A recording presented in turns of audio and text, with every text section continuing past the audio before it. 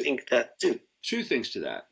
First of all, there is what the Nazis used to call blitzkrieg, which was Mm. basically throwing everything at people in a very short time and basically overwhelming them. Now, Mm. that's certainly part of what's going on. Mm-hmm. And there's more shocks and challenges coming. They'll have a long list of them to try to create that. It is Mm. psychological blitzkrieg that's going on. Yeah.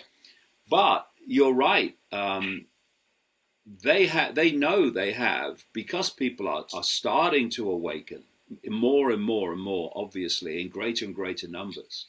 They know that they can't hang about, and where they are seeking to take us, and this is their end game really, certainly of this sequence, is to connect the human brain to artificial intelligence.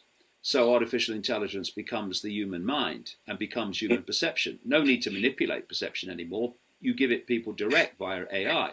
And people like Ray Kurzweil, the Google executive, and others in Silicon Valley, which I call the devil's playground because it is, are talking about that happening by 2030. Which is a year that comes up again and again and again from every direction. 2030 is a big year for them, or a big target year for all this to come in.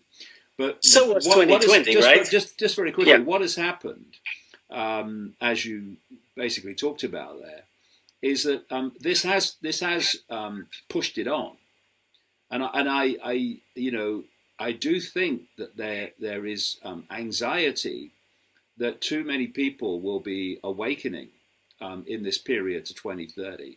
And it makes them nervous about whether they can pull it off. And so, I mean, another example of that was 9/11. I was saying and writing before 9/11 that I felt that their agenda was behind schedule, that they weren't getting what they wanted quick enough.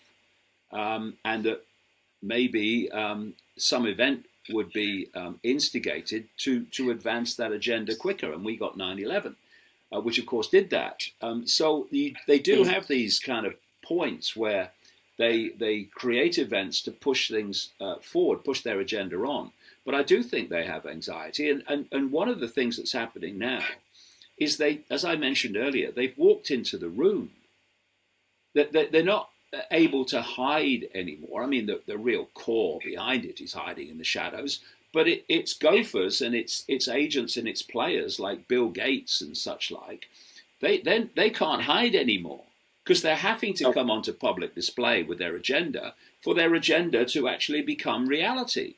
And it's a very dangerous time for them. I use the analogy of they've walked in the room and they've heard the door click behind them, because they better pull this off now, because there's no going back from their point of view, because they're out in the open to so many people.